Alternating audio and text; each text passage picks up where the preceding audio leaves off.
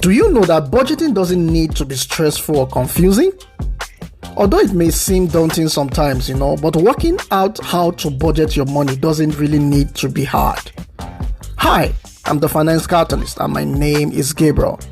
I am a personal finance coach, a personal finance expert with a wealth of experience within the personal finance space.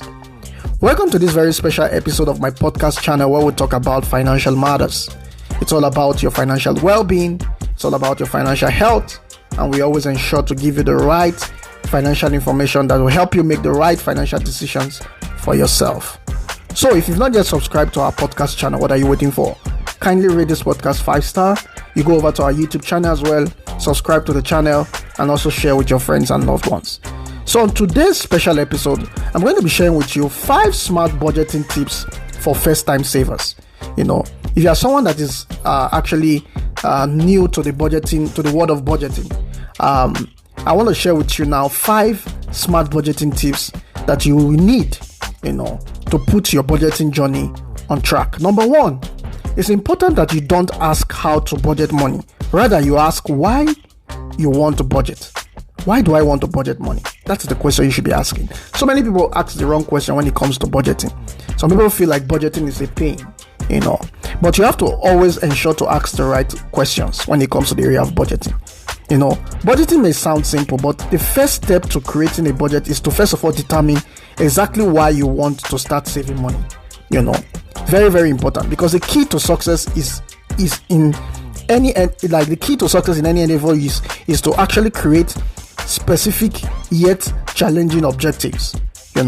So understanding what motivates you to save can go a long way, towards creating a clear and achievable savings target. So it's important to pay attention to this when it comes to the area of your budgeting. And when you're keeping saving goals in mind, it can help you to stay focused on track, even when things aren't that easy. So it's important to ask yourself some important questions when it comes to making your budget. Some of these questions might be: what is important for you? For example, do you live to travel? Do you dream of becoming a homeowner one day? Or would you like to save up for studying? What is a realistic or yet challenging goal that you want to save for? These are some of the questions you should be asking. Is the goal motivating enough that you are willing to really stick with it? Even if there are periods that the savings might become a little bit tricky. So when you are setting your budget, these are some of the questions you should be asking. These are very, very important questions you should be asking. Number 2, you have to distinguish between your short-term saving goals and your long-term saving goals. Once you have asked yourself why you want to save, the next step you have to follow is, building a budget that will divide your saving goals into short-term and long-term plans. Very, very important to pay attention. Because I see so many people, they don't really look at, their short-term and long-term financial objectives. And a budget will help you create such kind of structure. You might ask yourself, what is a short-term saving goal? Now, this is relatively, a modest target that may include maybe, an emergency fund. It could include maybe a weekend vacation. It could include maybe a down payment for a car. These are short-term goals, financial goals that you could consider. But when it comes to the long-term saving goals, those goals that you want to plan for in the long term, it could involve things like paying off a long-standing debt. It could be like saving for retirement. It could be like maybe a deposit for a flat or a house. These are long-term goals that you might want to save for. And your budgeting helps you to really plan for such. So having a combination of both short and long-term saving goals can make the larger goals seem less intimidating for you. This is very, very important. So as you gradually achieve your short-term goals, you may also realize, how possible it is to save money and be in control of your finances.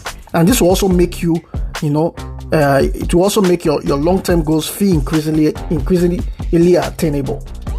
It's very, very important to have this in mind, when it comes to, planning your budget, So it's also important to also identify how your budget, is being realistic. So you have to identify how to budget your money realistically. Before you start your budgeting, you have to consider whether your short-term and long-term saving goals are realistic. So many people tend to, involve themselves in goals that they are not so sure, how they want to achieve it. It's because those goals are not realistic. There's nothing more demotivating than setting an idealized goal that is not, that totally is unattainable.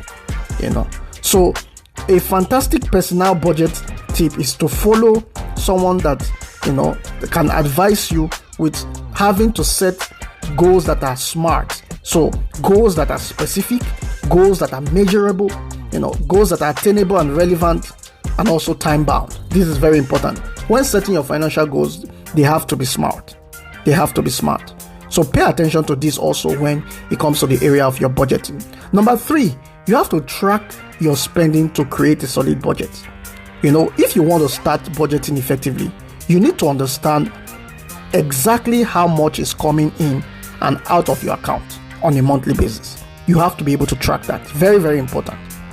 The best way to do this is to track all of your income and your expenses over a 30-day period.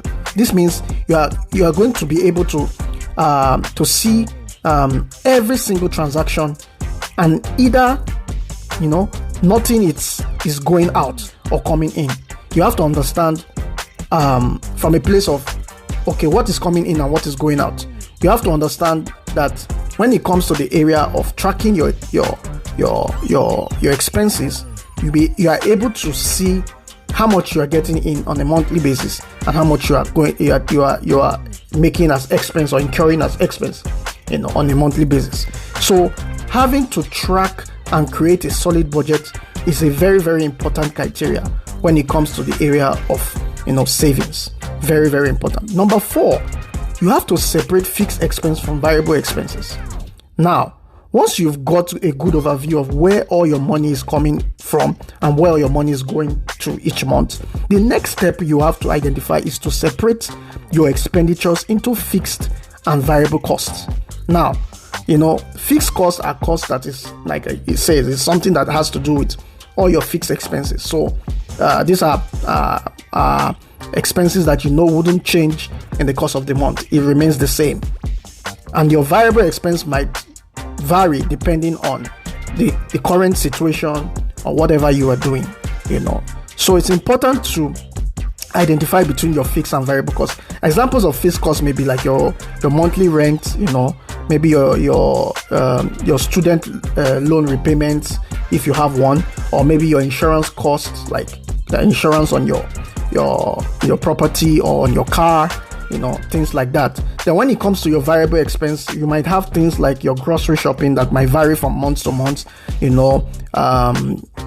clothing shopping, the entertainment that you do have, maybe going to the cinemas, going to a concert here and there, all these are variable expenses that can vary from month to month. So being able to differentiate and separate your fixed expense from your variable expenses is very, very important when it comes to planning, your savings, and also trying to understand, how to deal with, your budgeting. So this is very, very important for you to pay attention to.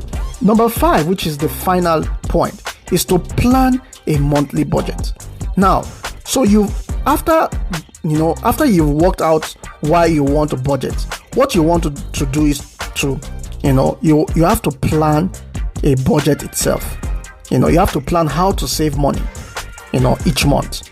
Of course, this varies dramatically from individuals, from persons to persons. But for example, you may be a freelancer with a variable income or a full-time employee with a steady paycheck. Or maybe you're even trying to stretch every last money you have to save, on low income. Whatever the case may be, you have to be able to have a smart budgeting strategy that will help you, work with any level of income. It's very, very important. I keep talking about the 50-20-30 rule. Now, the 50-30-20 rule encourages you to budget in such a way that 50% of your income goes towards your needs. For example, your fixed costs such as your rent and bills. and then 30% is being allocated to your wants. And then you have 20% that goes to your savings, maybe towards paying off your debt, or you have to save for a particular cause. So this 50-30-20 rule helps you to strategize your budget in a very interesting way. You also have the zero-based budgeting style, which some people also adopt. The zero-based budgeting method differs slightly from the 50-30-20 rule approach, because this one, it's like you are assigning every penny you have received from your job or from the income at the end of the month. All these are being assigned to a specific item, so all the income you have minus all the expenditures will be equal to zero. So there should be no leftover money in your account if you are going with such kind of strategy. So it's important to identify which one works best for you and adapt to it as well. So these are the 5 important criterias I want to share with you today when it comes to the area of budgeting, as a first timer. I hope you enjoyed this episode of this podcast. If you really love this content and you want to see more of this, please kindly rate this podcast 5-star. Let me get to hear from you. Send me your questions, send me your feedbacks, and we'll try as much as possible to come back to you and give answers to those questions. Thanks for watching this specific episode. Like I said, don't forget to share this video, share with your friends, share with your loved ones, and let them know that we always talk about financial matters. Thanks for watching. Until I see you again, always stay financially healthy and financially sound. Thanks for watching.